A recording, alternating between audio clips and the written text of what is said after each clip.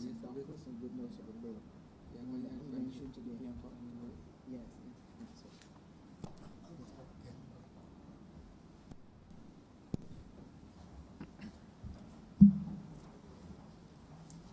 This sitting is resumed.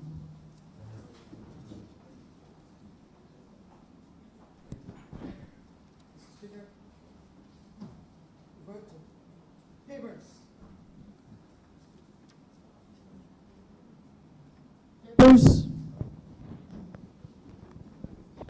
Or any other government business.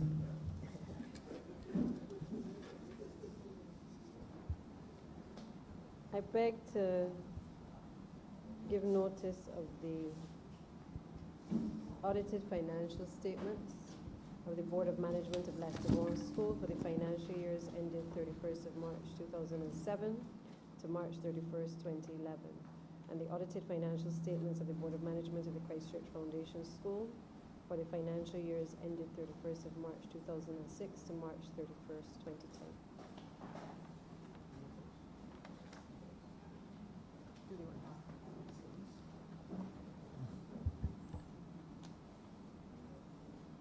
I also beg to give notice of the annual report of the Air Transport Licensing Authority for the period April 1st, 2013 to March 31st, 2014, and the annual reports of the Air Transport Licensing Authority for the periods April 1st, 2014 to March 31st, 2015, and April 1st, 2015 to March 31st, 2016. I also beg to give notice of the Customs Amendment Regulations 2020 and the Immigration Amendment Forms and Fees Regulations 2020.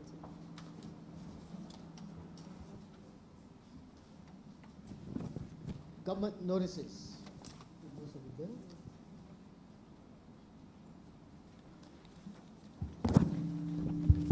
Mr. Speaker, I beg to give notice of the Employment Prevention of Discrimination Bill 2020.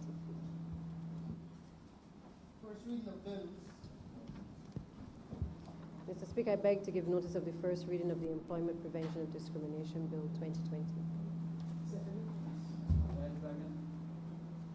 The question is that the aforementioned bill be read here first time. All those honorable members in favor, please say aye. Aye. Those against, please say no. Me think the ayes have it. Government business is resumed. We now revert to the Standing Finance Committee.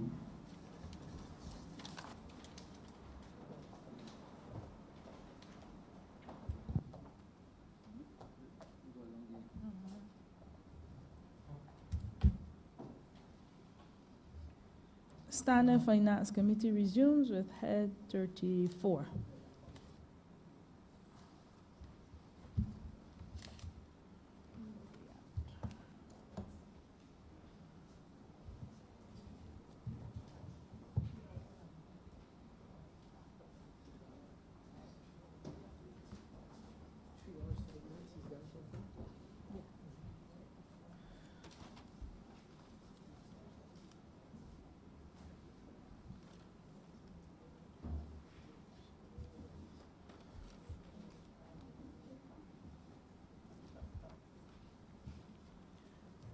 We continue for the Honourable Member for St. Joseph.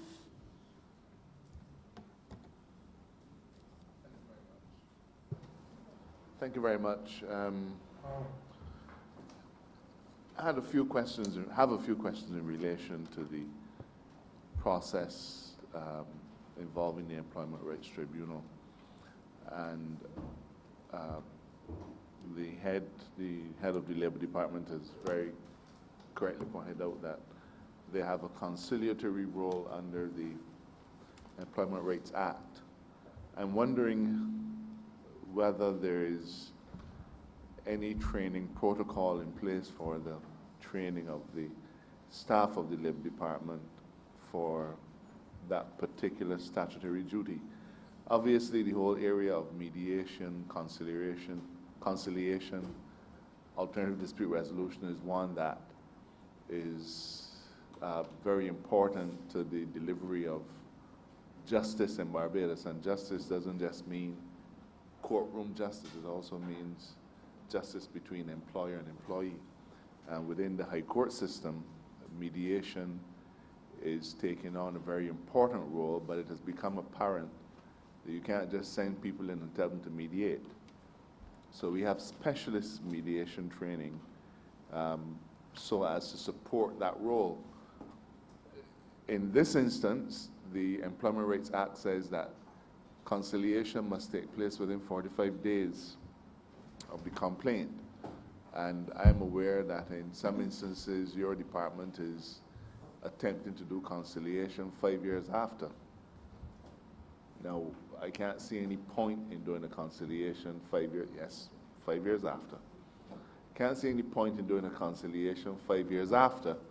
And I am therefore wondering whether the personnel who are responsible for this conciliation mechanism have been appropriately trained and have the necessary skill set to apply to such a sensitive and important area.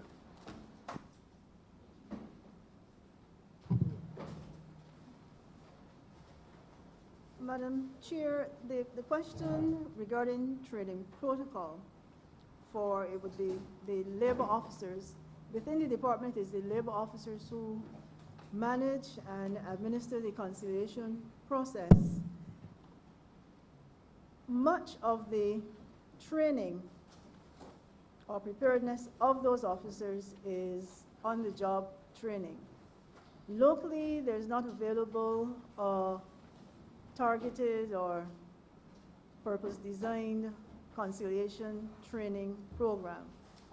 And for that reason, we have engaged with the International Labour Organization in the past, and most recently during the latter half of 2019 to put on a special, I think it was 1 week training program utilizing the skills of a former chief labor officer and also specialist team from the ILO to take the officers through the paces of conciliation.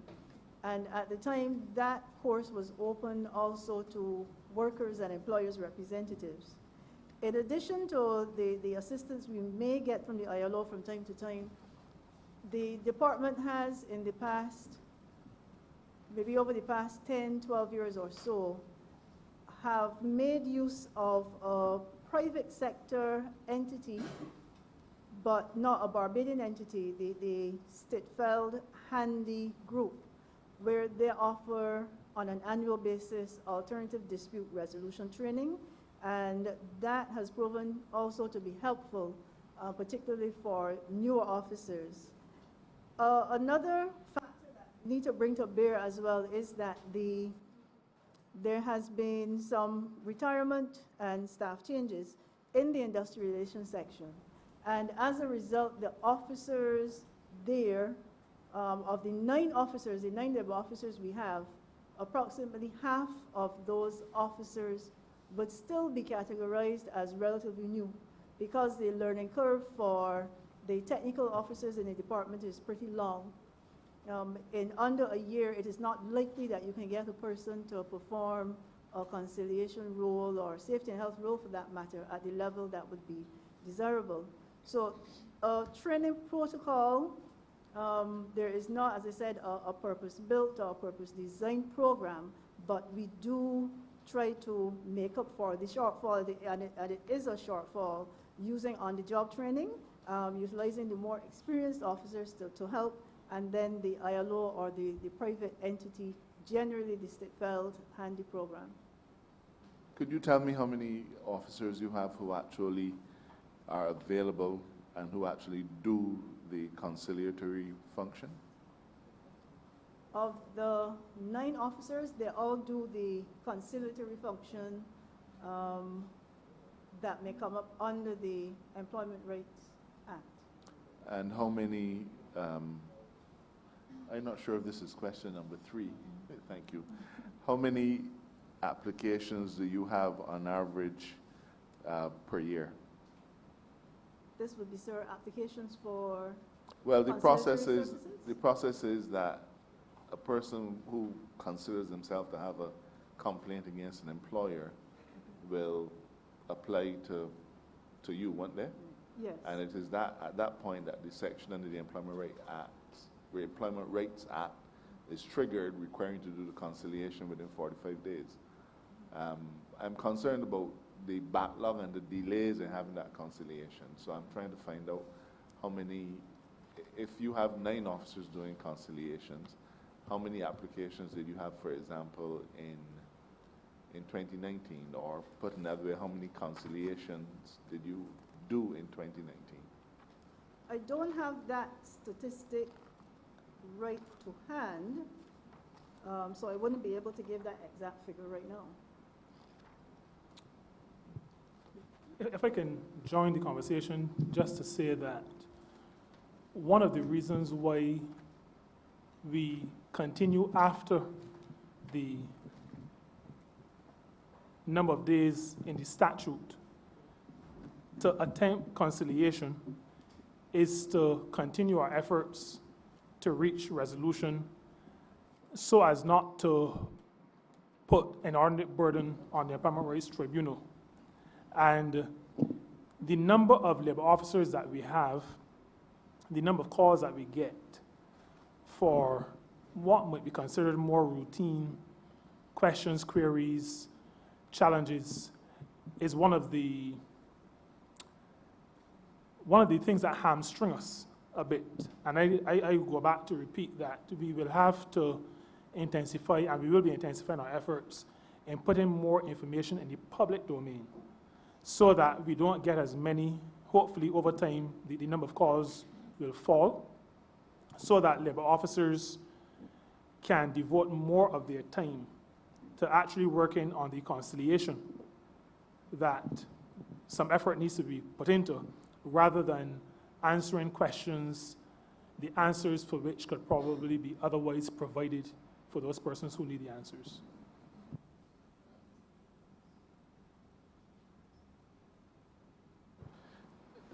I think part of the challenge, sorry, go In ahead. terms of the numbers, Right, as it relates to the numbers, we received, this is between April 2019, start of financial year 19, to September 2019, we received approximately 3,209 complaints.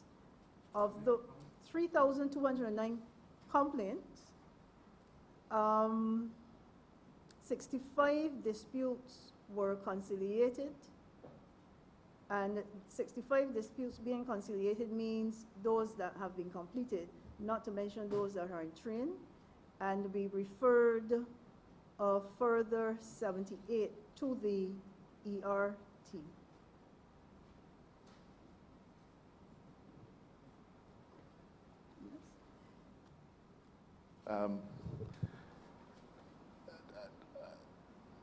I think that the whole point about the Employment Rights Tribunal is to move things through swiftly.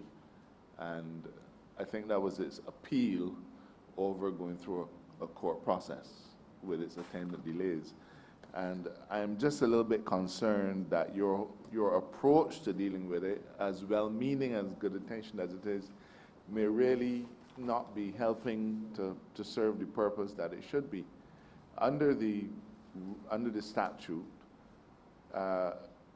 if you are not able to complete that conciliation within 42 days, the chief labor officer must send the matter to the tribunal. No, forgive me, but I happen to be the Attorney General. So these rules mean a lot to me. The law says that you must accept in extenuating circumstances. It says you shall make a report to that effect to the tribunal. Now, I understand the minister's concern because the tribunal is having challenges with space to have hearings and so on, sharing a conference room and things of the sort.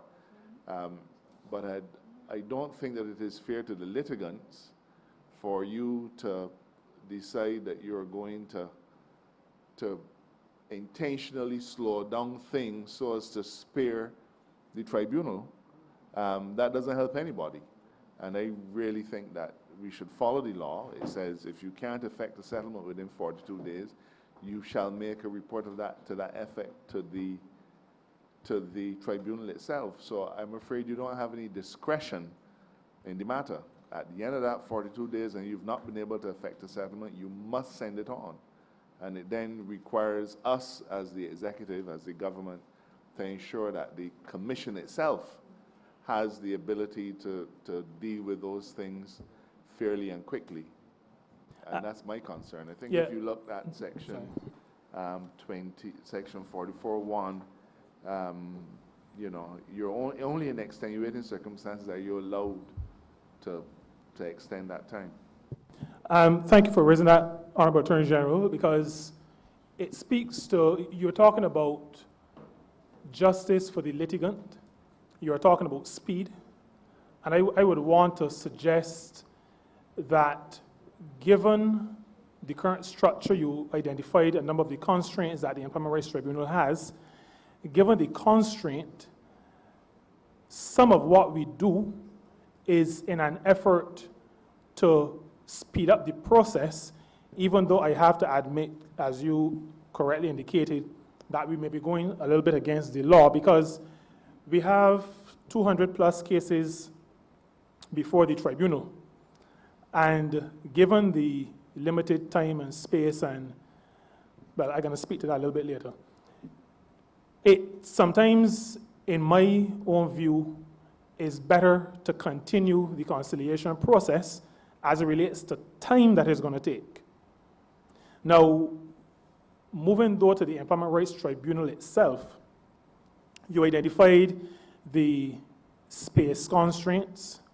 There is another matter that we will have. I know that you were able to deal with the court system in a particular way. Maybe we will have to do the same thing.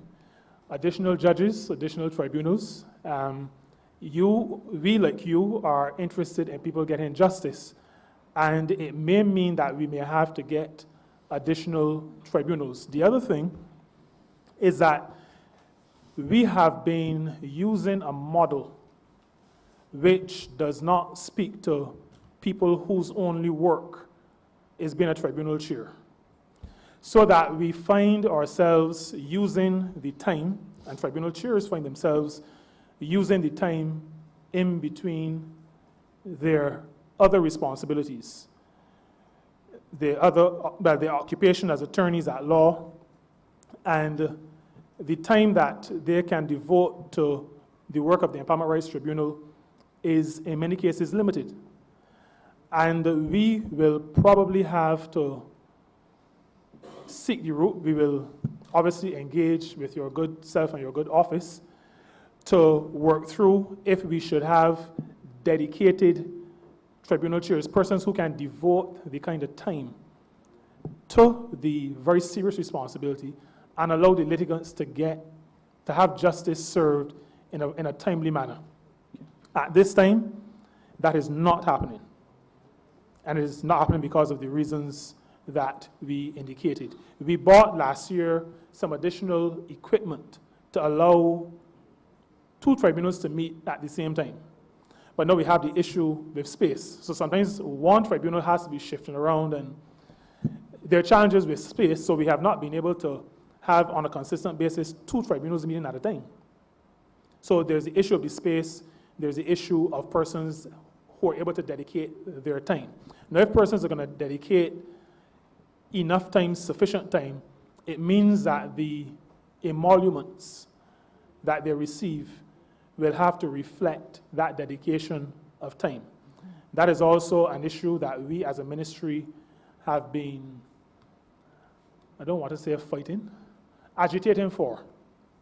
And it is one that we as a government will have to take seriously, address our minds to, because I agree with the tenor of the Attorney General's comment. He didn't say these words, but the term that we use all the time is justice delayed is justice denied. And the Employment Rights Tribunal was set up to bring swift justice to ordinary people, to working people. We have to discuss those space issues, staffing issues as it relates to tribunal chairs, and commensurate remuneration issues. Those are some of the issues, the challenges that we face in attempting to dispense the justice that people deserve. Thank you. Thank you very much for your clarification. Honourable Member for St. George North. Thank you. Thank you, Thank you, Madam Chair. I want to compliment the Minister for doing a wonderful job in this very important ministry. This department, Madam Chair, has helped Barbados over the years in its most difficult moments. And I speak mainly of the seasonal program, which many of our parents and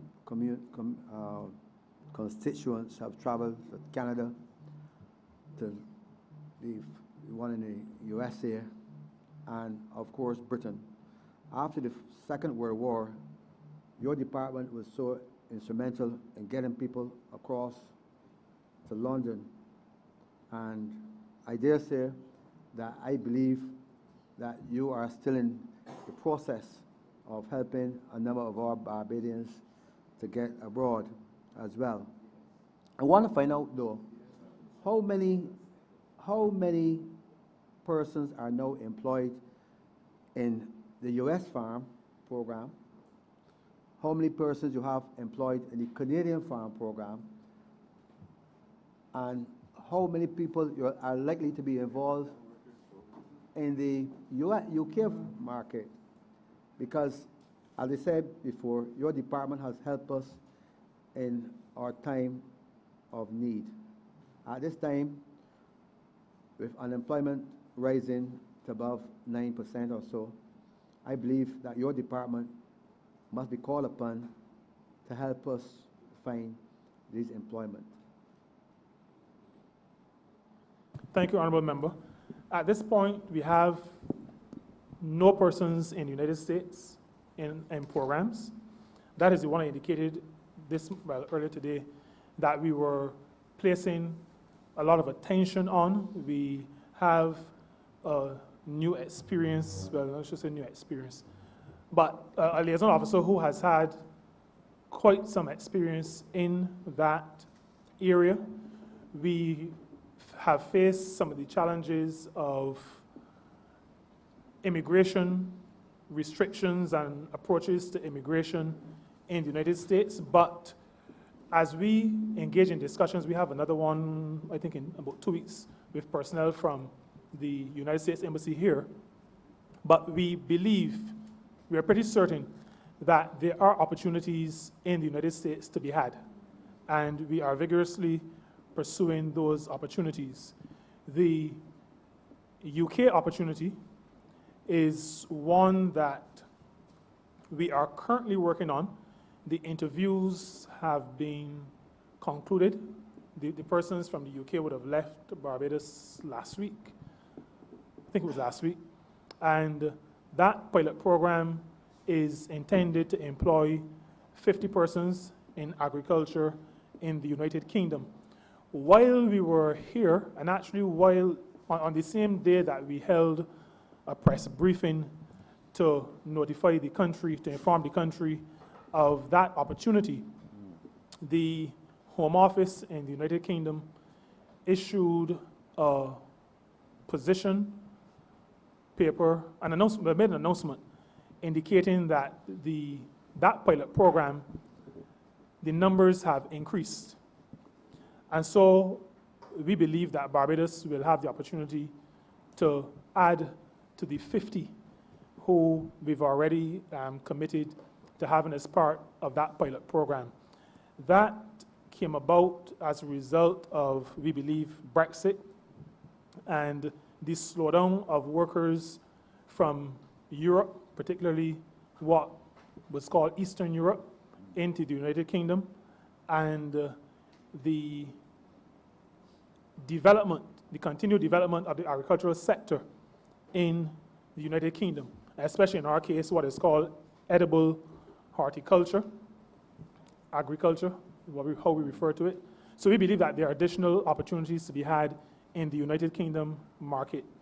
In Canada, which remains the flagship, we have 185 approximately persons employed there. On the seasonal agricultural workers program, 165. And then on a similar program, but called the temporary foreign workers program, 30 persons employed in hotels. Again, when is it? Next week. Next week. Yeah, next week. A hotel that we met with while we were over there last year personnel from that hotel will be coming in to interview persons. They recognize that there's value in workers from Barbados, and they're coming in on the 2nd of March to interview workers to be employed in their establishment in Ontario. So we are maintaining that program and being aggressive in expanding that program. We recognize that you, Honourable Member, that I've said to existing and potential Honourable Member, you're employers. now on 4 minutes of your answer. Sorry, I just wanted to say that we've indicated to those who we consider our partners, because we consider this to be a relationship that we are building with potential employers, and we have shared with them that we have good workers to offer, and they can benefit just like our workers can benefit. No, when they look at your estimates, I do not see any figures at all in here for your travel abroad to solicit, for the Labour Department, to solicit help from foreign employers. As I said before, this department has been the flagship on helping Barbados over the years. It helped Barbados after the First World War. It helped Barbados through the years. If you look at a country like Jamaica, like Mexico, like Philippines, the Labour Department is proactive in finding employment for a number of workers, those persons who have been laid off in the country. And therefore, my view is that your department then has to be at the forefront in finding employment for those persons who have been laid off. So I want to find out what it is in your estimate here that you have to show that you are going to be proactive in finding employment for our people. Do you have a figure in here? Under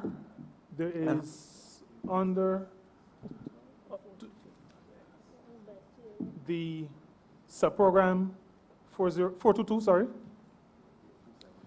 under operating expenses, there is a sum of money in there. Now, Honourable Member, I cannot say to you that it allows us to do everything that we would want to do. I, like most other members who have the privilege of leading ministries, continue to be cognizant of where we are as a country in terms of financial resources. So we have to be very strategic in terms of our outreach.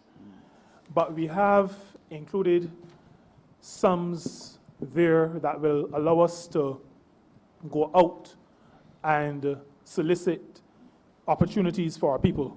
I think I mentioned this earlier. I come out of a background where to do business, you have to be in people's faces and you have to build relationships. Yes. And we are taking that approach. We are also aware that you have to creep before you walk, especially when funding is not plentiful. And we have taken the approach that we're going to do this on a rotating basis, so that 1 year we'll go to one destination, but the big three for us would be Canada, United Kingdom, hopefully the US, and based on the conversation earlier, sorry, what is it? Canada, UK, US. Now, there's also going to have to be some activity in terms of our moving around in the northern part of South America, that is to say Guyana and Suriname. But given the resources that we have, we're going to do it on a rotating basis, and we're going to find other ways of staying in contact, staying in touch. We have started, maybe for the first time, conference calls with our liaison service, so that even though there's distance between us, they understand the energy that we are putting in at home base and that we expect them to put in there. We are also taking slightly different approaches to when they go to trade shows. For example, there used to be times when they were instructed that they could not stay on an additional day or two to interface with people in a part of Canada, and I'm referring to Canada in particular, that is 6 or 7 hours of flying away from Toronto. We've said that doesn't make any sense. It's actually silly. So that when one of our people goes to BC, Vancouver, someplace far away, we're saying to them, take an additional couple of days and interface with not just those employers who are currently in the program, but seek out new business.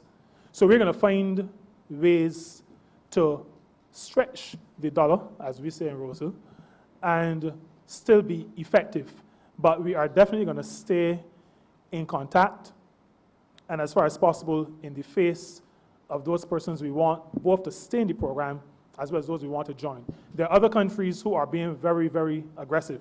Many in Latin America, well, Central America in particular, and some of our Caribbean neighbors, very aggressive, going after the business. I know that you have to spend money to earn money, but we're going to do it prudently, judiciously, but effectively. Well, I must tell you that your Caribbean neighbor, Jamaica, is spending this financial year over $1 million in soliciting help from across the Caribbean because they believe in remittances. And their remittances form a large part of their income and their revenue. And we have also did that. I remember, you're too young to understand and remember, my sister lives in England. She went there after the Second World War, and we went to school based on the remittances that came from abroad. My final question, though, to you is this. In 2014, a number of workers were laid off from the government service under the last administration. And there are some people who have not been able to find employment yet. Because your department used the concept of last in, first out. I want to find out, are you still a disciple of that principle? Our department doesn't use, we are not called on to use methods like those. You may be referring to the Ministry of the Public Service, but I'm not saying that to dodge the question. We do have a certain level of oversight as it relates to statutory organizations. Now, what has caused us a challenge is a fair mechanism for making decisions. In the absence of a good performance appraisal system, it is difficult to ask leaders in any organization to make decisions that will not appear to be very subjective decisions. We decided as a social partnership, because the approach of last in, first out was not government's decision. It was not the decision of the business sector. It was not the decision of workers and their representatives. It was a collective decision. And we, the partners, came to the conclusion that in the absence of that more fair and objective method of determining who is performing, who is not performing, who should be in another function, in the absence of a good system of doing that, then last in, first out was what we agreed to do. Now, what that says is that we have to move forward, and I'm pretty sure the Ministry of the Public Service is actually doing that, moving forward to implement an appraisal system, one that is rigorous, one that is fair, and one, while we do not expect to have to go again the route of any large-scale adjustments in employment, there still needs to be, if we're thinking about and talking about developing people, there needs to be a good appraisal system, a good system of assessment of people, so that workers know where they're strong, where they're not so strong, where they're weak, where they need to address their minds to improvement, so that at the end of the day, we build a cadre of people who are effective, who are efficient, and who are able to hold jobs both in the public and the private or the third sector. But if that's your principle, because I did ask you if you subscribe your department, subscribe to the principle of last in, first out. And if you subscribe to that principle, is it not true then that those persons who go off and the employer has vacancy will be the first to come back on? Because I am aware that there are several persons within my constituency who were laid off in 2014 that have not been reemployed, both in government as well as in the private sector. So your department must be held accountable when this thing happens. But permit me, Honourable Member, I don't know if I'm out of order to disagree with you. Yeah, of course. If I am out of order, then I withdraw the statement. But to say to you that this ministry does not hold a position on those matters, or remit is to facilitate employment of people and to facilitate the development of people, particularly workers who can contribute to their own well-being and to the well-being of the country.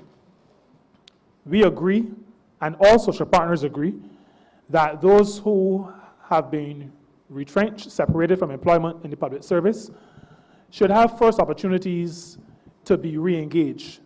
And that is one of the reasons why when we hear from the Ministry of Innovation, Science and Smart Technology on the modernization program, you will hear that some of those persons who were separated from employment have regained employment. We are also going to be supporting the efforts of wider government for the engagement of persons who would have been separated from the Ministry of Transport Works and Maintenance. As the construction projects come on stream and intensify, we expect that they too will have, let's say, pride of place in terms of opportunity to be re-engaged. The one thing a democratic society, though, does not do is to insist that any employing organization take a particular person to work. That is something we cannot do. We are not a command economy. Our society has not evolved in that way, and so we encourage, but we do not dictate to employers who they can or cannot employ. Thank you. Honourable Member for St. Michael West Central.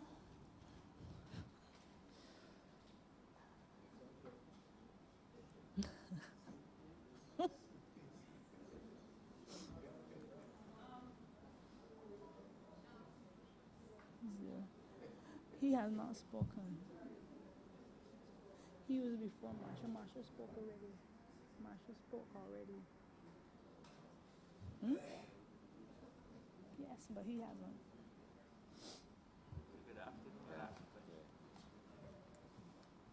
Good afternoon. Thank you, Chair. I want to go to obviously program 420, and obviously the Labour Department has a role, and certainly your ministry has a role in introducing legislation and also for the benefit of both employer and employee. Chair, I'm not hearing clearly. He can't hear you. Again, some noise right here. Yeah. Is that better? Okay, thanks. Now, I was making the point that I'm referring to Program 420 within the Ministry of Labour. And the issue here that I have, and perhaps you can help me to understand how you plan to deal with it if you intend to do so. But we have several pieces of labor legislation scattered across in different statutes. We have the most recent one that comes to mind with the Employment Rights Bill.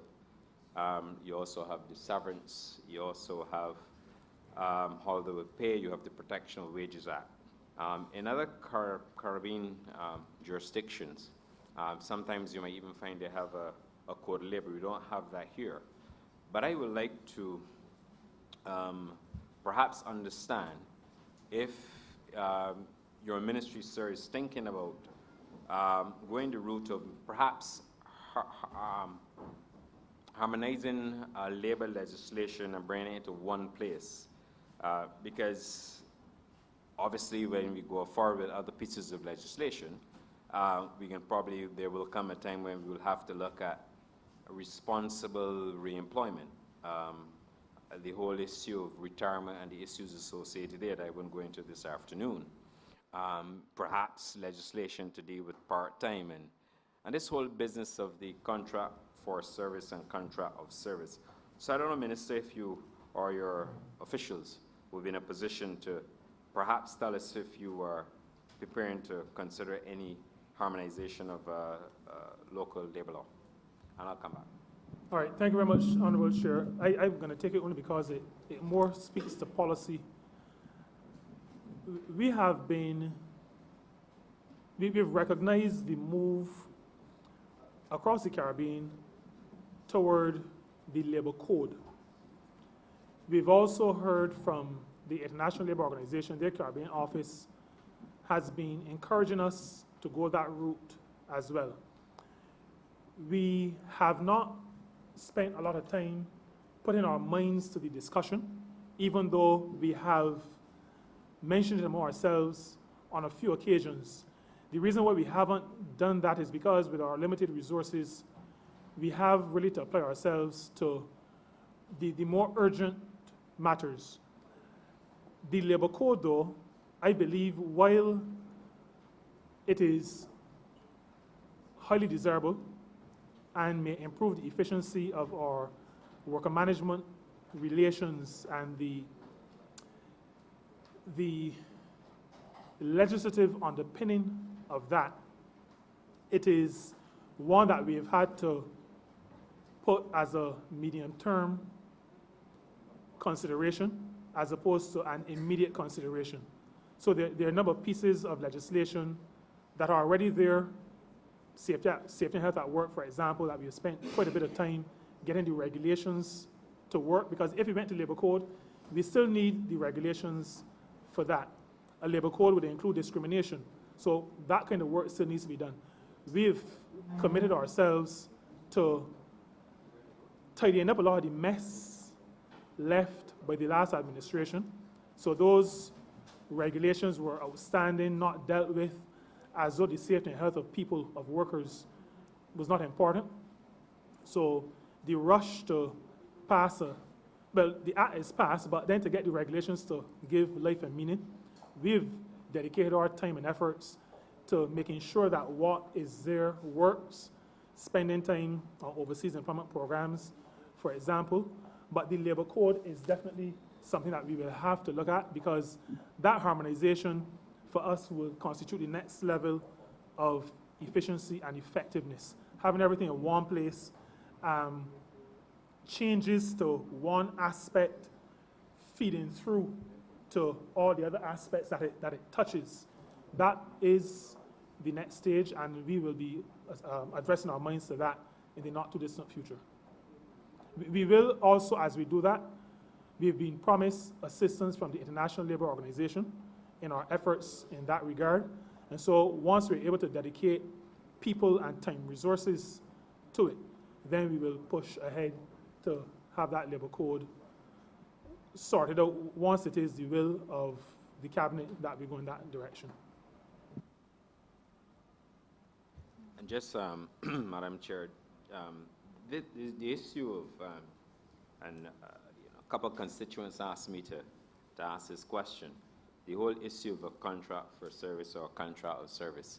And I don't know if, in terms of a policy position coming out of the ministry, because obviously we know the distinction. For those who practice it, we know the distinction. But what is really causing, obviously, some constituent stress is that oftentimes you need a job, you want to have a job, but then you get into an arrangement. And oftentimes the arrangement, only at the end, sometimes people understand what has taken place. So perhaps, Minister, your officials could perhaps tell us if there are any policy positions under consideration at this time to facilitate perhaps knowledge for those out there who would perhaps enter such arrangements not understanding what happens at the end. And I don't think I need to go into explaining what is the difference between a contract for and a contract of service. But perhaps, Minister, you could enlighten us, and I'll come back again. All right, I'll ask the Chief Labor Officer to speak to one of the approaches that we're using in that regard. Madam Chair, in looking at the contract for or the contract of service, the Employment Rights Act since 2013, when it was proclaimed, has at the first schedule what we can refer to as a template of the key factors you can consider when you're trying to determine if it is a contract of or a contract for. The template is not exhaustive, and each case will still turn on its particular facts. But some of the factors it would address would be, is the employee asked to give personal and exclusive service to that particular employer? Is the work carried out within fixed hours? Who provides the tools? What is the nature of the remuneration? The age-old, who looks after the NIS deductions and payments? So those are some of the things that go into helping determine whether it's a contract of or a contract for. And that is something that can also be determined if it is a matter that needs to come before the department en route to the ERT, the Employment Rights Tribunal.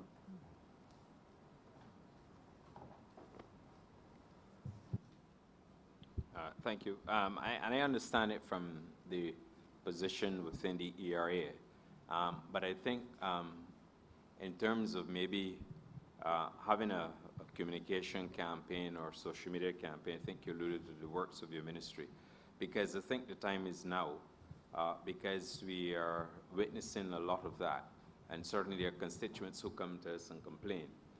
They don't go into a lot of the legislation. I understand the legislation as well. It speaks on the acid test you have to play in respect of qualifying whether it's a contract of or contract for. But maybe the ministry perhaps would want to consider how best they can maybe strengthen aspects of labor legislation to ensure that this is known to all and sundry, because despite it is within the ERA, the Employment Rights Act, I am aware, because it was drawn to my attention by one or two constituents, of practices that could effectively speak not a contract for, but a contract of service. And sometimes so maybe I will leave it there in respect. I don't know, perhaps, if maybe the time has come where, since we have Thomas numbers, that perhaps that could feature prominently in terms of isolating, in terms of the contract for service in the context of an employment arrangement or a non-employment arrangement. But I will leave it to the planners to think about it, but it's something that is creeping in, and it is something that we have to monitor.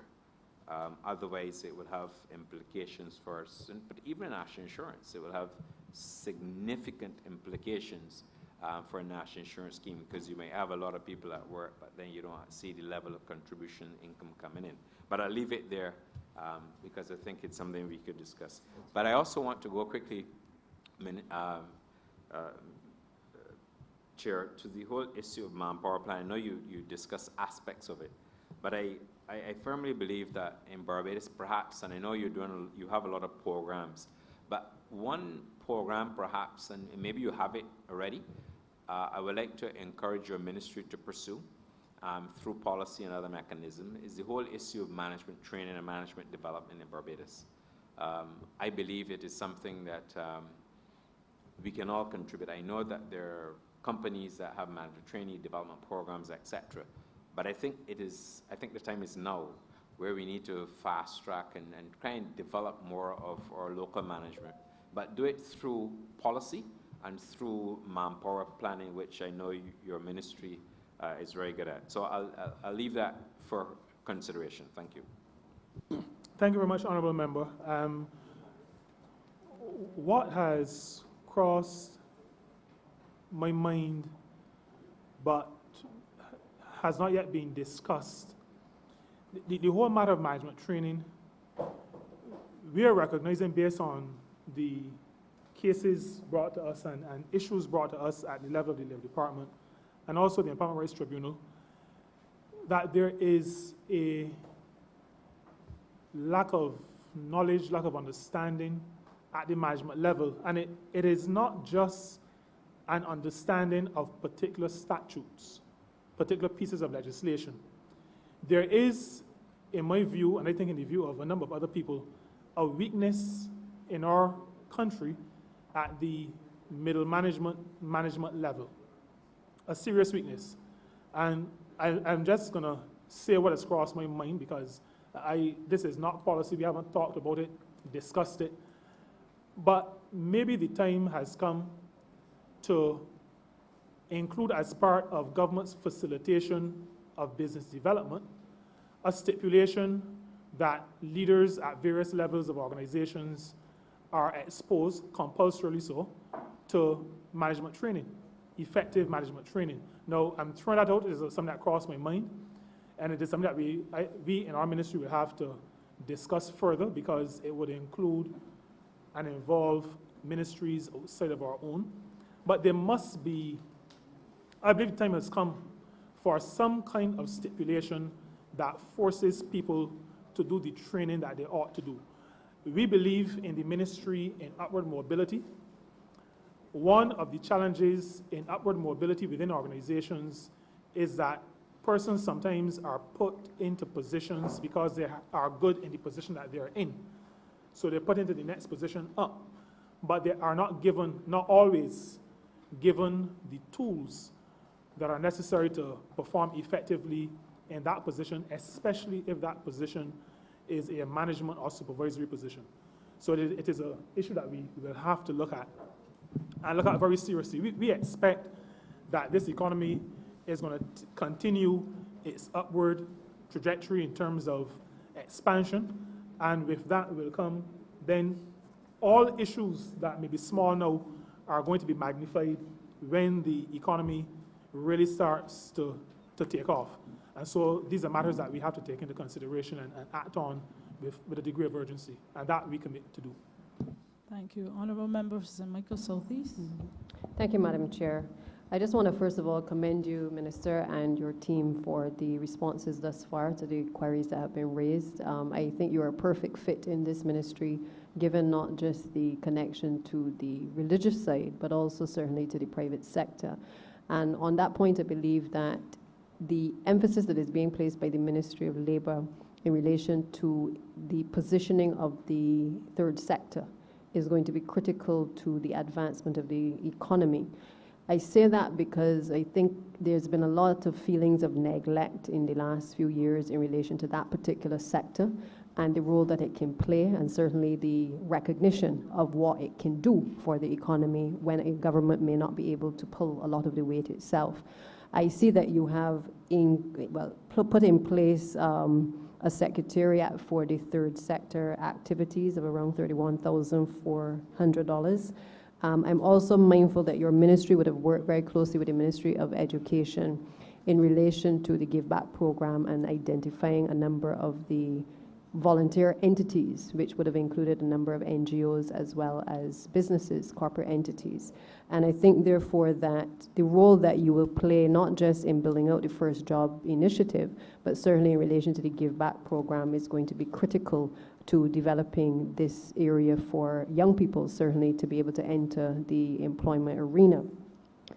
I want to just say to you that I think that as we build out this particular area where we are requiring the private sector to assist us with finding jobs and also facilitating volunteerism, I would hope that there's a register being kept of all of the business entities that are engaged in these practices, so that there's an easy way to pretty much find who is willing to give back and who is willing to be part of the apprenticeship programs.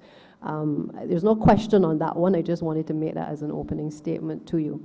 The second issue, which I wanted some further clarification on, is that I saw within the estimates an amount for $48,000, an increase from $12,000 last year, in relation to, I believe, what was described as industrial hygiene monitoring equipment. Now, that issue is near and dear to my heart because in the Ministry of Education, we've had to rely on the Ministry of Labor quite a bit, as well as other ministries, Ministry of Health in particular, when we identify environmental issues within the schools.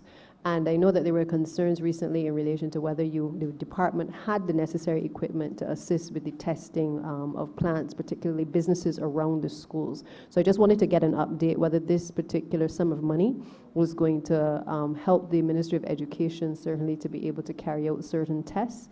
And if you could perhaps speak to what resources presently exist within the department to continue the programs to help the Ministry of Education to identify and to work with us on environmental matters in the schools. Okay, thank you, Honourable Minister. The head of the Occupational Safety and Health section, Mrs. Elcott, will give the response to that. Good afternoon. My name is Alison Elcott, the Acting Senior Safety and Health Officer with the Safety and Health Section. Right now we have, in theory, one indoor air quality monitor. I say in theory because it is with the manufacturer has been giving some trouble. It has not been with the department since about August last year when it was sent for annual calibration. And due to delays with the Customs Department, we did not receive it until December, and then given that delay, it was not working properly, and we don't know if it was because of storage. So right now it's back with the manufacturer. What we did put in for next year, recognizing that we have that one instrument, and when it has to go for annual calibration, it means that it is unavailable and there's nothing we can do. So we've put in a proposal for a second instrument, which would give us the ability to do what that instrument does, as well as some expanded testing.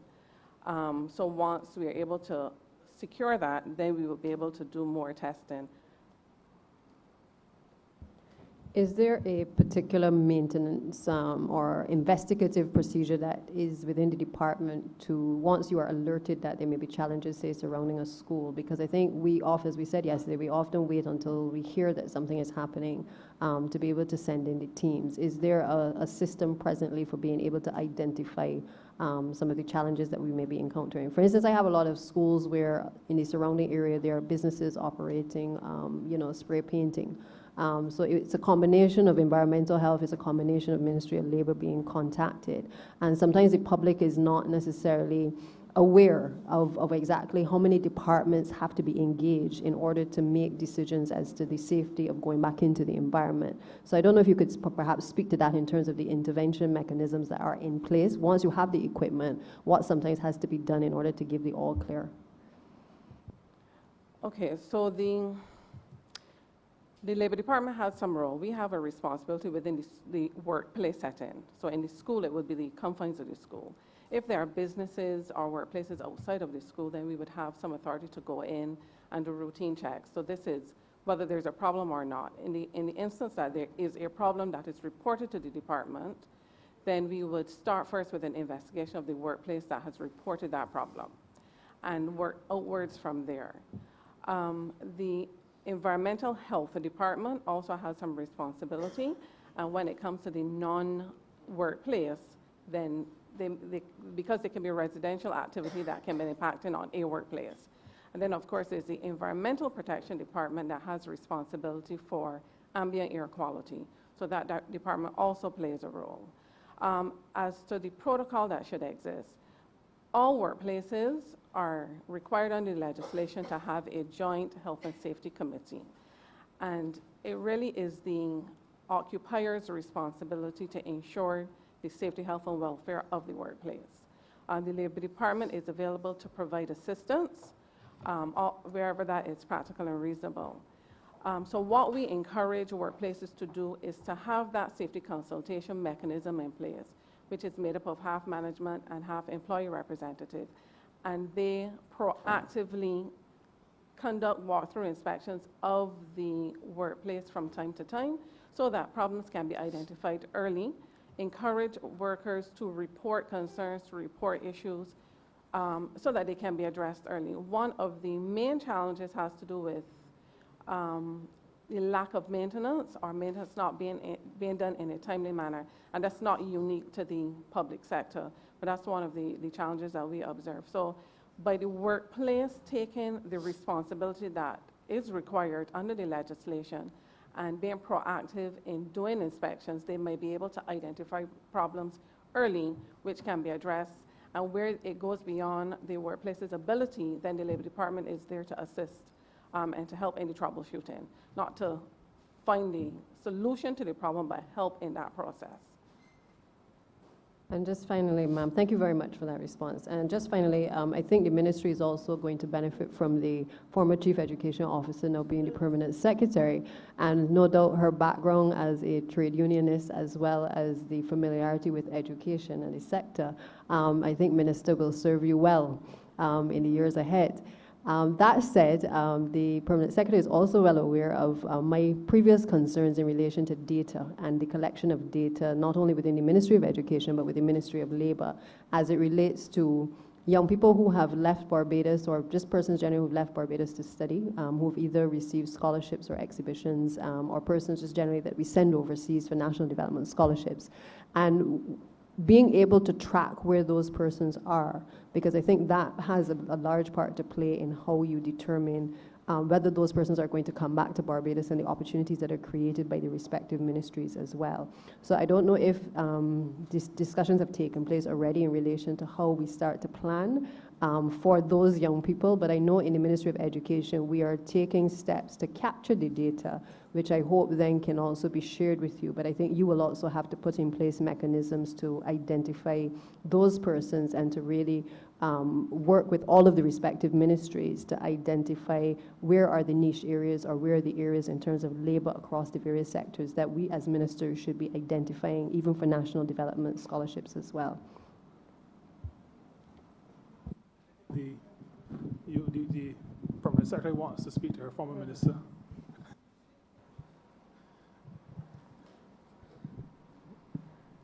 Karen Best, Permanent Secretary, Ministry of Labor and Social Partnership Relations. Yes, I'm well aware of the discussion that we would have had about tracking those young persons who go overseas to study, especially the ones who we invest in very heavily, and for them coming back and trying to place them. We have not, well, as you know, I'm 6 weeks and this is something to 6 weeks and about 14 hours into the Ministry of Labor. So I am still trying to find my way in the ministry, but that database is going to be, is one thing that we are going to be looking at, because that database also will help us in this whole Job Start Plus program, because we have persons like the chair said, who would have studied medicine, studied to be lawyers, engineering, and they're back in Barbados and they are unemployed. And rightfully so, there's some of them, as I said before, there's some of them who are working in supermarkets. So, but I applaud them, because at least they are working and they are not at home being idle. So therefore, yes, we have to make sure that we get that database compiled. And on another note, when we spoke about the safety and health, I intend to look at adding some more equipment to the ministry because, as you said in a previous life, I can't count the amount of sick buildings, and the chair keeps talking about say Marks, and you too, and where we are in the building. I just had to move out of my office a couple days ago because of the mold that was very visible in my room. And so we have to get some more equipment because the amount of money that we would have spent for private persons to do the investigation in the Ministry of Education, the budget that we have here in the Ministry of Labor, we can't afford to pay that money. So, and we have trained persons, so we have to invest in equipment so that we can start to really understand what is happening in these buildings. So you have my support. Thank you. And I don't think St. Mark's is one of the sick ones. They have other issues. Is there a plan for maintaining it after we could get, because it's okay to fix a building today, but what are the plans for maintenance? I know this may come under Ministry of Health and the Health Inspectorate. And not only talking about schools though, right? I just want to proffer a layman's suggestion. All of the buildings that are being constructed now are being constructed with the use of glass. This morning I came into this building, and I'm a barometer downstairs while I was waiting to come up. Down there the air is extremely heavy and damp. And this is supposed to be a new building. So we have some challenges. Thank you. Honourable Member for St. Michael South Central. Thank you, Madam Chair. Chair, I always say that as a development economist, my work is about people and not numbers, but today you've challenged even my very ability to be able to count. So I'm going to try and make sure I count my questions clearly. Yes, please. And deliver them one at a time. I want to come to the matter of, the minister spoke earlier about paternity leave and about the notion that it is about men helping the mother. So first let me say that it is not about helping the mother at all. I always say that fathers can't babysit. It's not babysitting because you're the father. So you're not helping the mother, you are doing your duty as the father. But I support the work on sharing the care in households, and I think the paternity leave goes a very long way to be able to do that. But paternity leave is one of those policy issues that I imagine you would have explored in the context of the Social Justice Committee. I note the Secretariat for the Social Justice Committee, your Program 40, Subprogram 23. And I wanted to know hear a bit from you, Minister, and your team about the role of the Social Justice Committee in actually being able to effect social justice across government. Now, this is a small allocation. It is a small program, but its role is enormous. I seem to recall that when the Social Justice Committee was conceptualized, it was seen as strengthening the social partnership because the social partnership was so focused on capital and labor and government. And it was a space to not just look at economic inputs, but social and other kinds of inputs to well-being. And so this Social Justice Committee is as important for our governance, I would say, as a social partnership. And so I wanted to hear a bit about that in general, but also, I believe this is question 2, but also as it relates to one particular issue, Minister, if you'll allow me, and that has to do with the issue of the burden of care in households and people and families living with disabilities. Earlier, the member for St. James North raised the question of the work of people living with disabilities, but I want to come at it in another way. How are we supporting the right to work and the productive capacity of those caring for people with disabilities? Those caring for people. Because I use as an example a very bright, very engaged young woman in my constituency who has a son with autism and who, like many others caring for people with disabilities, finds that she does not have the space and the time to work because it is in fact different perhaps from caring for children or caring for elderly parents. Because the truth is that when your child or loved one is living with a disability, it's not just anybody you're going to let come and take part in that care. So in the context of the Social Justice Committee, what is the work of how are we mainstreaming social justice across ministries, and in particular with respect to those who are carers for people living with disabilities? Thank you very much, Honourable Member. The Social Justice Committee, as you indicated, and we have been very clear at the level of the committee to indicate that it is not an adjunct to the social partnership.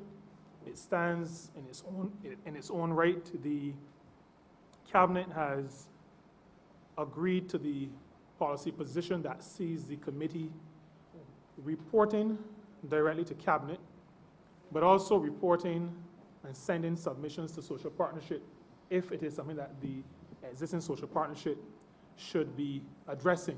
The matter of mainstreaming the Social Justice Committee and its work is one that I'm thankful for the opportunity to raise this at this level. The position of the Social Justice Committee is that every policy initiative of government should, the government policymakers, let me go back to this, let me say policymakers, so ministers in government, those who lead in the development of policy. The Social Justice Committee is asking that policymakers share with the committee policy initiatives so that the perspectives of the various entities, areas of society have the opportunity to have an input into what those policy positions, what the final policy could look like.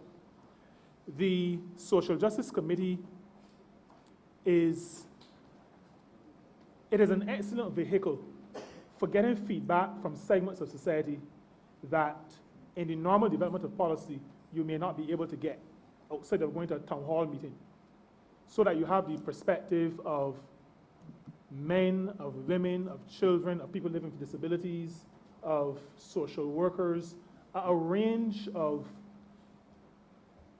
persons or segments of the society who can input on policy initiatives, so that the initiative, when finally crafted, has benefited from that input. And so the Social Justice Committee, and I'm making the call here now in this space, to ministers to share with the Social Justice Committee policy initiatives. Allow us, the committee is clear that it is not a policy-making body. So we do not approach the assessment of policy initiatives from the perspective of we are going to determine how this is going to look in its final iteration. The Social Justice Committee recognizes that it is a body that, from the perspective of National Organization of Women, gives an input that will see the final product benefiting from that input, from that perspective. The paternity leave, when we were in the developmental stages of that, bill, that cabinet paper, we presented to the Social Justice Committee. Input was made where that is concerned. The Honourable Member for Christchurch South would have presented to the Social Justice Committee on the matter of governance, and the Social Justice Committee made input. Some members of the committee indicated that in the concept paper that was discussed at the town hall meetings, they recognized some of their input into it. It is a mechanism that allows us to craft government policy in a way that speaks to the particular needs, the desires, the aspirations, or even the vulnerabilities of a wide cross-section of persons in society. And we believe that, especially as a party that crafted its manifesto based on rubbing shoulders and having discussions with people, ordinary people, that now in government, in the development of actual policy positions, we still go that route of consultation. The Social Justice Committee is the committee that this government proffers because the Social Justice Committee comes out of our manifesto. And it is that instrument that is available to all ministers of government, all developers of government policy, to bring their policy initiatives to share, allow us to feedback, and then can take place. No, I think I may have missed this. There was a second part. I got caught up in that first one. About carers of people with disabilities? Oh, okay. And how you're facilitating their work, their inclusion in the workplace? That is not a matter that we have spoken to at this point, but sufficient that you've raised it. It is one that we will speak to. We have spoken to issues faced by people living with disabilities, and I've raised with the Honourable Member for St. James North. As a matter of fact, I think we are supposed to have a meeting. Well, it was supposed to be before the end of the month, but it's probably going to be early next month, to discuss some particular matters that have been raised with us. The matter that was specifically to do with people living with disabilities as opposed to the caregivers. The caregivers, that matter is one that we will have to discuss, and that we will be putting on our agenda to have further discussion on. I also want to say that one of the issues, I'm just going to mention this, the Honourable Member of St. Andrew is here.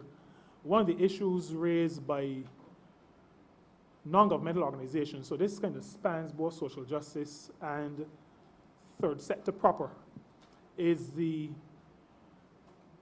facilitation of them as it relates to spaces to meet. That is one of the challenges that they have, and it is one that as a ministry we'll be approaching the Ministry of Housing to work out how can we facilitate, because we want input from our partners in the third sector, those on the Social Justice Committee. And there are cases where they do not have the facilities to be able to properly help us. That is to say, they need to meet to discuss, for example, and to come up with their own perspectives and positions. And one of the complaints they've had relates to space to meet. Now, that is an issue not easily resolved, but it is one, I just raised it because it is one that we're going to be also addressing as we move forward. Thank you. Honourable Leader of the Opposition.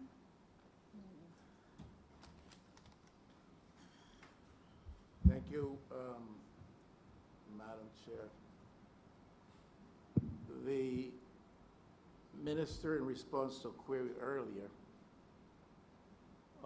made reference to doctors, lawyers, qualified, having to make recourse to work opportunities in a supermarket context at a lower level. I thought when I heard those words that it was the utterance of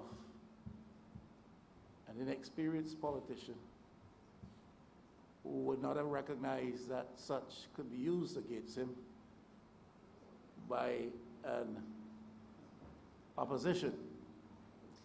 He did go on to say that it was purely illustrative. And I took him at his word that it was merely illustrative. But I was a bit taken aback a few moments ago to hear the Permanent Secretary speak with reference to that as a reality, as an actuality. That is the case in Barbados today. Now, whereas we may want to applaud those who have worked and studied hard in the institutions of this world, and having returned or come back to a situation where opportunity is not immediate, and I think the word you used, Madam Chair, was desperation. And desperation drives them to that type of recourse. It may be good that we could applaud that approach to life. But for a country that invests so much in its people, so much of the taxpayers' money in its people, for us to be acknowledging that today Barbados is a place where such people have to go to those desperate lengths is something that concerns me. So it may in fact not simply be illustrative, it may have been illustrative as used by the minister, but I hear the Permanent Secretary suggesting that it is actual and not simply illustrative. My question, though, has to do more specifically with this. What is the Ministry of Labor, Social Partnership Relations doing? What influence is it exerting to facilitate a greater level of synchronization between training and educational opportunities and the needs and demands of the labor market in the context of the National Economic Development Agenda of Barbados? The Ministry of Labor and Social Partnership Relations, through its Manpower Research and Statistical Unit, is, as we speak, and there are, well, I don't have the heads in front of me, but there is, albeit slightly reduced, funding for that department to execute some research, well, to continue to execute research, because that department is continually researching. I know there have been discussions with there were to be discussions with the Ministry of Economic Affairs from the perspective of the Barbados Statistical Service to synchronize at that level the matter of getting information that would feed into the strategy or human resource development strategy, or meaning the country's human resource development strategy. So that organization, that department in the ministry, does the research. The Human Resource Development Strategy Unit compiles that research after analysis along with the economists in the MRSU, and out of that comes the strategy for developing people generally, but workers in particular in the country. Earlier, I would have indicated that from that level, then there is close communication and collaboration with the ministry responsible for education, technical and vocational training, and that collaboration does result and will continue to result in curricula being fashioned to meet the needs of the country, both at the present and into the future. That is the kind of collaboration that we seek. We bear in mind, and I hope I'm not straying into education, but I spoke to Command Economy earlier. We do not dictate to children of school age what they should do as it relates to careers. The Barbados Labour Party government well, as an organization and in government, is a democratic socialist government. And we do not say to people, there are too many of any type of occupation, so you cannot study that. We leave those decisions to individuals because we believe in the freedom and the dignity of the individual and their choices. And so, as a government, we believe that whether or not we agree with a decision to get involved in an occupation that might be oversubscribed, to use a word, that we respect, whether or not we agree, we respect the right of the individual to make the decision. And individuals do make those decisions that sometimes, as other individuals, or maybe even as policymakers, we do not agree with. If it does not affect public safety or public health, then we do not believe that we have a right to enforce a change of decision on those persons.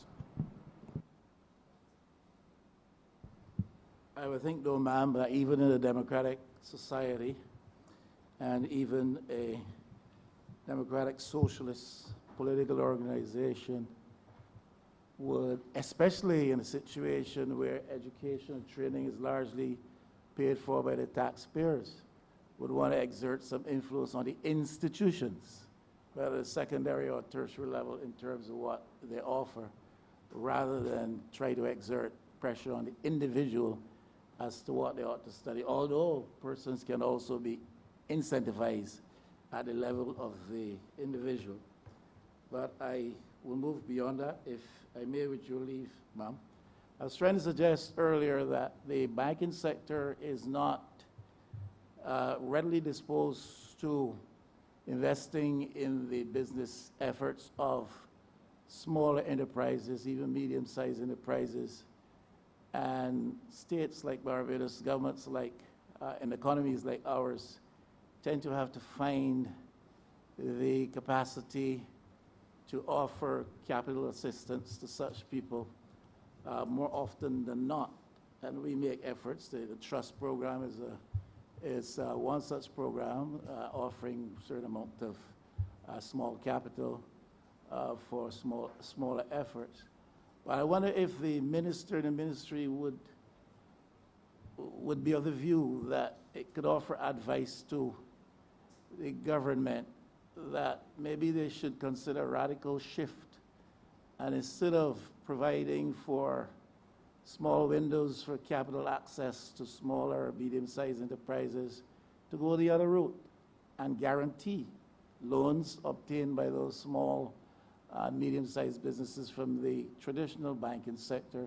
Maybe that would give the bank a certain greater measure of security, and at the same time serve the interests of these smaller business initiatives and entities, which will help to drive employment in the country at a time where government has to reduce its spending and where the traditional large-scale private sector financial institutions do not come immediately to the crease, because they come there mostly when government has something to offer them. And I just want to know the extent to which this minister and ministry might be willing to urge government in a radical shift. We provide guarantees for major entities, and we could refer to one or two in recent years which have been highly questionable. And we don't want to be controversial right now. We want to stick strictly to the point. And the point is, small businesses, medium-sized businesses can drive an employment situation in Barbados, but they have to find capital. Can government perhaps be encouraged to make that radical shift to the position where they guarantee loans, access to capital from the traditional banking sector? Thank you very much, Honourable Member. This minister, in speaking to matters that fall within the portfolios of other ministers, offer suggestions and advice not in these places, but in places we refer to as the cabinet. And I will respect the position that I have, well, not respect, I will stick to the position that I have taken coming into public office in this manner, and offer that kind of advice or share those kinds of perspectives at the level of the cabinet. Respectfully submitted, ma'am.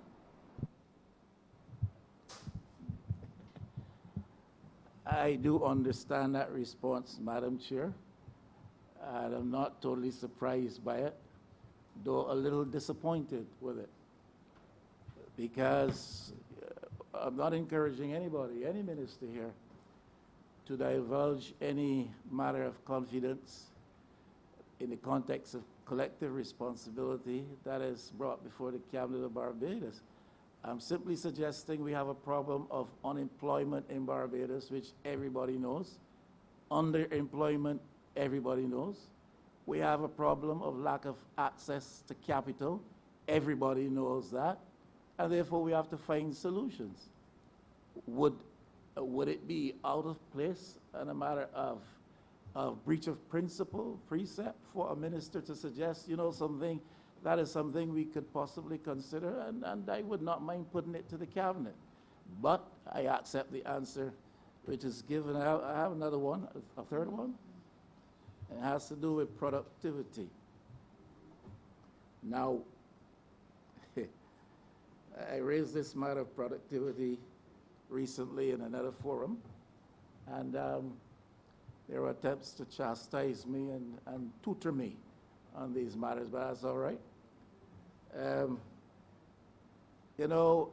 When the economy is in a healthy state, we have often heard the lament that the upward movement of wages in a context where productivity is low is a very bad thing for the private sector and for private interests or for private capital.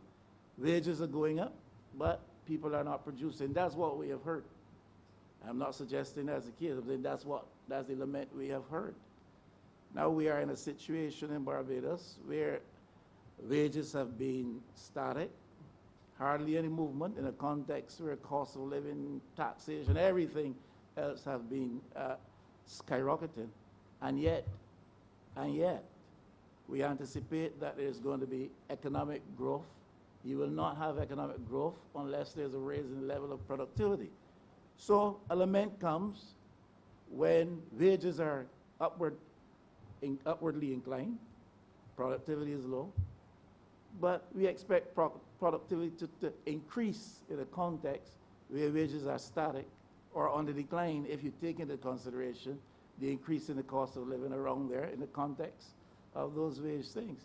I just want to know what is the minister's position on a matter like this, the Labour Ministry's position on a matter like this, because you don't have to wait for cabinet to speak to these things. Honourable member, just let me repeat something that I said, I think, about 3 times earlier, and that relates to minimum wage. That is one area that this ministry has a certain degree of responsibility for, in terms of policy positions. We recognize a number of things. We acknowledge that on coming into office, we almost immediately gave a pay increase to public servants. We also called on private enterprise to give pay increases. And I can say to you, Madam Chair, that as Minister of Labour, responsible for Labour, and conciliator in now two disputes, which included the matter of remuneration, that in both of those instances, there have been pay increases. I am also aware that those are not the only 2 situations where there have been pay increases. So to say that there's not been, or to suggest, maybe not to say, but to suggest that there's been no pay increases is not accurate. But the second thing is that, or the next thing is that besides actual pay increases, there's been increases in reverse tax credit. There is there is a income credit that is also being put into place so that persons who pay tax up to a certain level get those taxes back. those of us who would have looked at December's pay slip versus January's pay slip would have recognized, I have to look at it because I can't help but see what I have that I'm able to spend. Others may not have to do that. But we would have seen the tax rates go down so that while there have been some increases at the level of user fees and some other fees, there has been significant reduction in taxation in the country, as well as the income credit and the reverse credit. Now, productivity is the product, if I may use that construction, of a number of different factors, and it has to do not only with level of pay or level of taxation. It has to do with things like technology. And so the government's modernization program is but one of a number of initiatives, not just in the public sphere, but in the private sector sphere, where there are determined efforts to improve productivity. Leveraging technology is, in today's world, one of the main areas that we use to improve productivity. The other one that I spoke to earlier on a number of occasions has to do with worker management relations. We are talking about people producing as opposed to machines producing. And so for people to produce to their maximum, there has to be a certain comfort level, a certain facilitation, that is to say, they have to be provided with the tools that are necessary to facilitate their production. They have to be managed properly as human beings who have feelings and views and can contribute. They know a whole number of factors. The ones that we're responsible for as a ministry, and I say this not to be narrow, but only because I speak to Head 84. And that relates to the same worker management relations that I spoke to just now, immediately past, but also the matter of our continuing work on the minimum wage level in this country.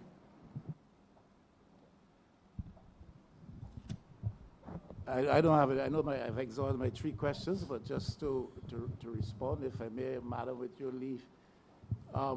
We understand that all those things go into facilitating and spurring productivity. But the fact is, at the end of the day, you cannot express loudly lament that pay is going up, productivity is low, and yet you're expecting better levels of productivity in the context of low wages. I never said that wages have not increased in any sector or for any group of individuals in Barbados. It has. But by and large, across Barbados in the economy, wages have been stagnant for quite some time. And that is a reality that you have to square with. And you will not get growth unless there's increased output, increased productivity. And part of the mix is what people are how people are remunerated. And that is also a reality. Thank you, ma'am. Thank you. Honourable Member for St. John.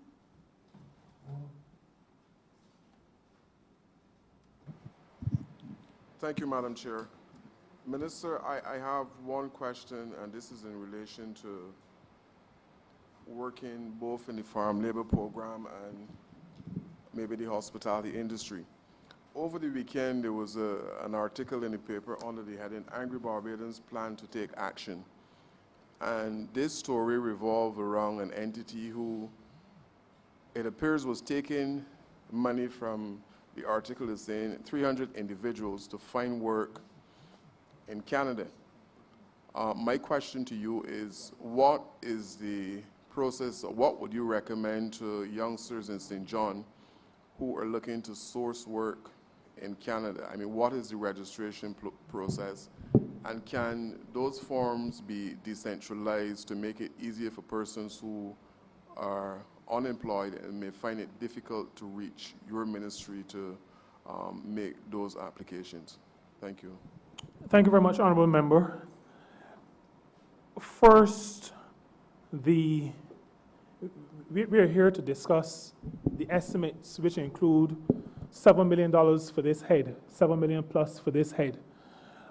I start by saying that to say to the country that government provides certain services for its people based on the taxes that our people pay to the government. And so in the matter of finding employment in external programs, this government does not ask people to pay to get an opportunity to work outside of Barbados. Any entity that is asking for funds to pay, asking people to pay funds to them to find employment is one that people should be wary of, do their due diligence. But I will say to all Barbadians that the Barbados Employment and Career Counseling Service has been set up by this country to facilitate precisely that, the finding of employment in external, well, in countries outside of Barbados. And I encourage Barbadians seeking employment. I mean, hundreds, probably thousands of persons are already registered with us. But I want to encourage young people in St. John and in St. Peter to approach the Barbados Employment and Career Counseling Service. It provides not just a facilitation of employment outside of Barbados. It can help with the writing of CVs, the writing of application letters. It gives counseling based on a person's attitude, aptitude, qualifications, and can help to direct persons into areas that they may want to consider for either for employment or maybe for setting up their own business. The taxpayers of this country, through the vote to Head 84, provides that service through what we call BECS. And so I want to encourage Barbadians to use the provision that government has set up. Staff with professionals, Mrs. Walker-Dennis, sitting behind and to my left, I think. And she manages that unit, that department. And that department is fully capable of providing all that is necessary for persons to take advantage of employment opportunities. That department also directs people in Barbados to training opportunities. They stay on top of training opportunities. What we are looking to do, and we've started some preparatory work on it, and that has to do with a portal that will allow, and the Manpower Research Unit is working on that, a portal that will allow people to see where the vacancies are. That will be part of the service that this organization, this ministry, through the Career Counseling Service provides. The matter of access to forms is one that we've started to talk about, and we've gotten to the point of we have to make it available online. All these forms must become available online. That said, we also still have to remember that not everybody has access to a printer. So we have to do two things. There are some people who are still very paper-driven, including my ministry. So we have to do two things. In the transition, we have to provide paper, and I agree with you, Honourable Member, that we have to decentralize that, maybe at community centres, have some of that. But we also have, with online forms, give them the possibility of being edited and signed electronically so that a person who may have only the smartphone will not have to print, write up, and send back. So those are things that we are going to be working on. That was part of our discussion within the ministry when we were talking about moving to more digital platforms, disseminating information, but also forms, employment opportunities, all those things we're working on. But in the meantime, before we get to that point, we take the suggestion coming out of your question is that maybe we ought to put some of these forms at the community centers, or at least at the resource centers where there are people staffing them, or post offices there are opportunities, and we will go in that direction. Honourable Member for St. Michael South. Thank you very much, Madam Chair, and also to the member for St. John for bringing us back to a debate on the estimates for the Ministry of Labour and Social Partnership Relations. There are a few questions. The first is as it relates to sub-program 0573. I note here a reduction in your operating expenses from 332,000 to 85,000, and your professional services from 450 to 141. And this is interesting because these are, in essence, you say this section is to provide for the hiring of consultants and the development of strategy, and I suspect this is where you would fund both of those heads, but you've cut them significantly in both instances, or they've been cut. And therefore, I'd like to know how you're going to be, and this is also fairly important, human resource sector strategy and skills development. And Minister, maybe while your PS and staff looks for the response to that, unless you have it directly. Okay, go ahead. Thanks very much, Honourable Member. The amounts, we've made some decisions within the ministry to be as effective as we can be, given the constraints, so that while we had intended to do a full assessment of the previous strategy and then some consultancies in terms of developing a new strategy, we have taken the decision that a lot of what will be told to us based on the last strategy is, in our minds, self-evident. And we will use the draft of the new strategy as the basis for the new strategy, as opposed to having, because some work has already been done. And we will move forward with that. Like I spoke earlier to blue economy, marine, oil and gas. We would have spoken previously to information ICT and green economy, renewables, those kinds of things. They remain relevant.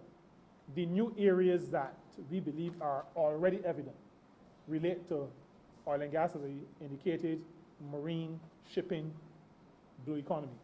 And we're going to go forward with that understanding. There is work that is being done in different places. One of the things that governments have suffered from in the past is the siloing that I spoke to earlier. So you have information in 2 or 3 places, but a ministry or a department decides to do the entire work again. There's information available already within government, but there's already a lot of research work being done by international organizations that can help to inform us. The other thing is that in conversations with the minister responsible for economic affairs, there could also be assistance that we can get. Now, from our perspective, ILO is willing to assist, but there's also other possible sources of either funding or TA, technical assistance, that we can tap into to achieve the objective. And as a ministry, we have taken the view that we really have to leverage relationships to get what we want done.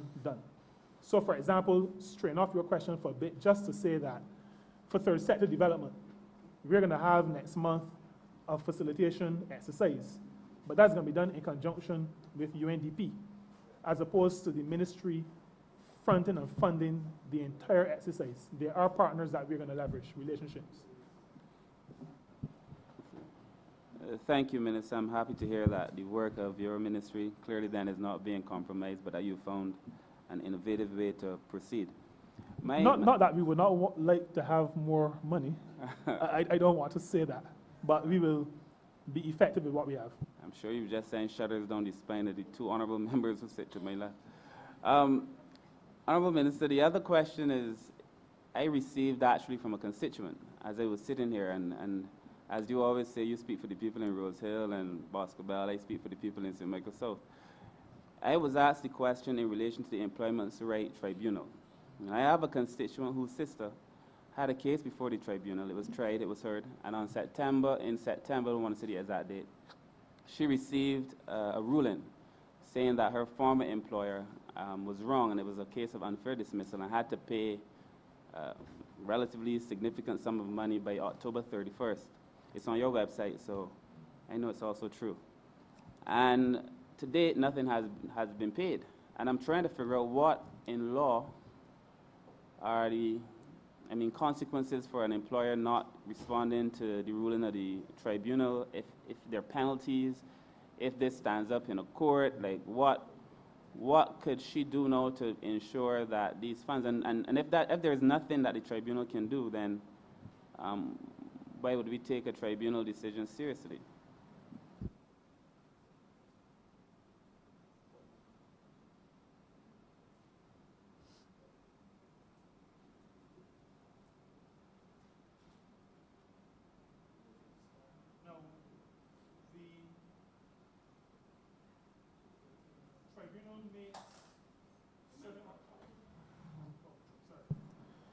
The tribunal makes orders, which is what you would have seen, and specifies the quantum after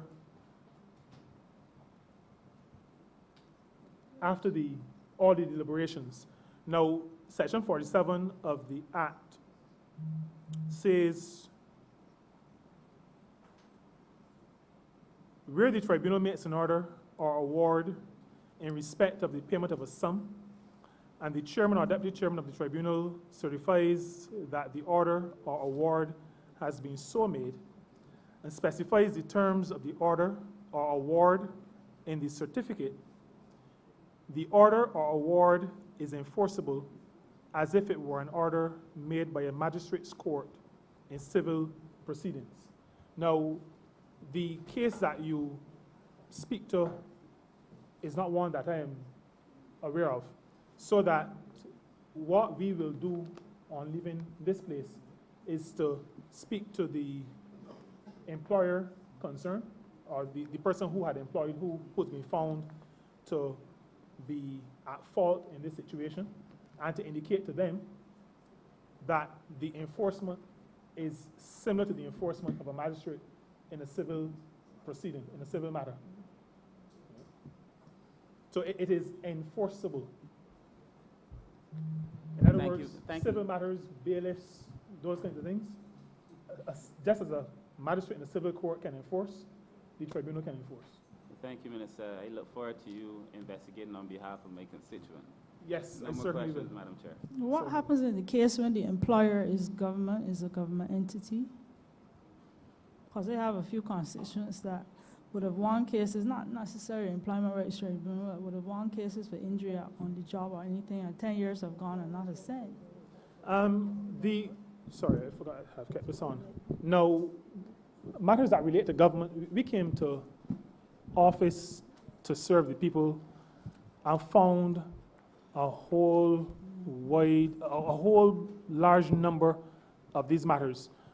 I am not as able to respond to you as the Honourable Attorney General would be, but I would say that we have started the process of settling some of these long outstanding. Whenever they come to cabinet, everybody feels terrible because governments have allowed, and the last government in particular, these matters to fester, to stay outstanding for a really, really long time. We had a situation where BIDC workers, for example, who were terminated in 2013, I think it was, 2013, 2014, only received payment very recently.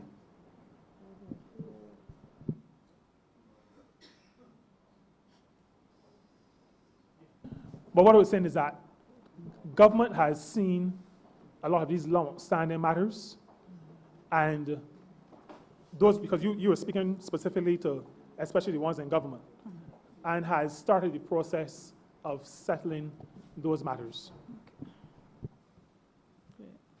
I I see no further questions. I just have one thing I'm interested in. Could you please enlighten me on the role of the labor with respect to the HIV AIDS prevention and control? I'm a little lost on that one. Is there somebody? Some years ago, in every ministry, there was established when the HIV/AIDS epidemic was kind of at its height. There was established departments in every ministry to help in the fight against the spread of HIV, which leads to AIDS. It is apparent that the fight has had some measure of success. While you see in the head, or a subhead, HIV/AIDS program, that program now goes beyond HIV and AIDS. And I would say to you that the admin officer who is responsible, Ms. Farley, who's responsible for this area, is also the officer who has done significant work on the discrimination legislation. So that coming out of HIV and AIDS, the epidemic, the stigma, the discrimination, the evolution of that department places us now in the position where that department has worked hard to develop legislation, well, a bill, proposed legislation, that will speak to discrimination, not just as it relates to medical matters, but as it relates to all matters in the area of workplaces. We've also made a policy decision within the ministry to expand on the medical side the remit of that department, not just to HIV and AIDS, but to chronic non-communicable diseases as well. We've been very clear, though, that we will not take our eyes off of HIV and AIDS, because often what happens is that when you broaden or you change the thing that you had under control becomes a problem again. So we're not going to do that. The other thing that that department, headed by Ms. Farley, is doing is, again, to do with the broadening. Government has, in either late 2018 or early 2019, approved a national workplace wellness policy.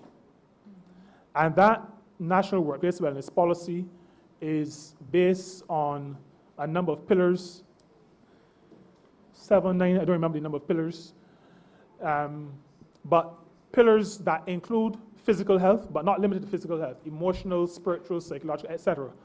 And that department, which is styled in terms of its name, HIV/AIDS, is responsible for rolling out the National Workplace Wellness Policy, working in close collaboration with the Ministry of Health and Wellness, where overall wellness is located in terms of government allocations of responsibilities. So a much wider remit than the name suggests. Thank you. There being no further questions, I ask you to submit in 10 minutes. I'll move the head. All right, I'm not sure what to say in summary that hasn't been said before. I would use this opportunity, Madam Chair, to thank a relatively small but very hard-working team in the Ministry of Labor and Social Partnership Relations. All the people you see behind me work hard. And that includes, sorry, the ones beside me as well, including the one to my right. They all work very hard. I'm not saying to you, Madam Chair, that I have a ministry where nobody shirks, but all the people you see in here are people who work, and work hard with limited people resources, sometimes limited funding, but they find innovative ways. My permanent secretary is supporting me today. She is wearing on this the 20 whatever day, you would see lime green as part of her attire, and that speaks to the level of support that we enjoy. But we work as a team, and we have been able to accomplish quite a bit. We recognize, though, that this is not time to rest on our laurels. There's a lot of work to be done as it relates to ensuring that all Barbadians recognize the dignity of work, that they're afforded the opportunities for training and development, that the country understands where we're going and what the skills are and what the skill sets are that are going to be needed for the future, for our future development. We recognize that we encourage people to do the right thing, especially employers, but also workers. We also recognize that we have to buttress all of that with a good, strong legislative framework, and we will continue to do that. We recognize the importance and the work of the third sector. It is a sector driven by people who have passion that it is not possible to pay a public servant to replicate, or even a minister to replicate. And so we, in recognizing that, also recognize our role as a government to facilitating them, to creating the environment that allows them to do what they want to do, which is to help people, help society, help the country. And we will continue to move forward in consultation with them to bring a framework, a legislative framework, and to put into place that framework that will allow for their facilitation. Somebody mentioned earlier, and I didn't get a chance to speak to that, but the matter of a registry and a registrar, those are things, that is where we're going. Not to hinder, not to hamstring, not to give direction to, but to facilitate. That is this government's approach to governance. We allow people to do what they have to do, what they do best, and we believe our role is to facilitate. We will continue to engender good relations among the social partners so that we all remain engaged in the process of nation building, even at this difficult time. But we also have promised that the social partnership will not be for us only a vehicle to be used when times are difficult. Relationships are built on communication. And so we will continue to have that communication with our partners so that in good times we communicate, in difficult times we just continue that communication. And finally, but not least, because this probably encapsulates everything as it relates to workers, the third sector, and the social partnership, the matter of social justice. This is 2020. The era of exclusion, discrimination, disrespecting people must come to an end. And located in this ministry, and we had the first reading this afternoon, the matter of addressing discrimination frontally will be taking place in this ministry, first in the workplace, and then more generally, working with the Honourable Attorney General on that secondary aspect, but making sure that all the groups in society, especially groups that are considered to be vulnerable, are given the opportunity to have their voices heard. We say that everybody has a voice, but sometimes the louder voices drown out the softer voices. Sometimes the stronger voices do not allow us to hear the weaker voices. The Social Justice Committee is the vehicle that will allow those softer voices to be magnified, to be heard, to be taken into consideration as we develop policy in this country. I am thankful to my team, and I'm thankful to this Honourable Chamber for allowing us this opportunity to ventilate in a pretty fulsome manner the work that we are undertaking on a daily basis. Thank you. Madam Chair, I beg to move. Sorry. Go ahead. Let him move the head. Please ask that the head stand part. Could I move that head 84 stand part? No. Do you want to call the amount or? We will call it in a minute. I don't have, okay. I moved that head 84 stamp part. Question is that head 84 in the sum of $7,127,896. Stand par. All honorable members in favor, please say aye. All honorable members against, please say nay. Methinks the ayes have it. Madam Chair, I beg to move that you do now report progress to His Honor the Speaker and beg leave to sit again.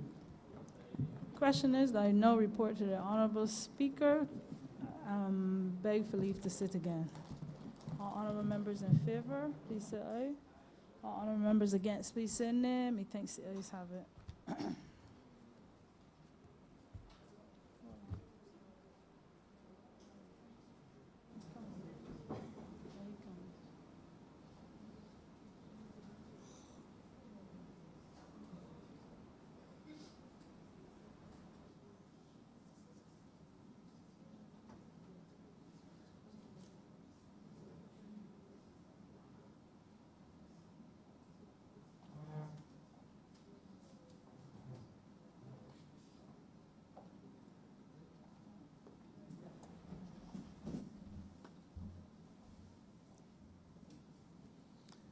Chairman of Committee has reported progress and asks for leave to sit again. Mr. Speaker, I beg to move the suspension of the sitting until 4:50 p.m. The question is that this honorable chamber stands suspended until 4:50 p.m. All those honorable members in favor, please say aye. Those against, please say no. We think the ayes have it. This honorable chamber stands suspended until 4:50 p.m.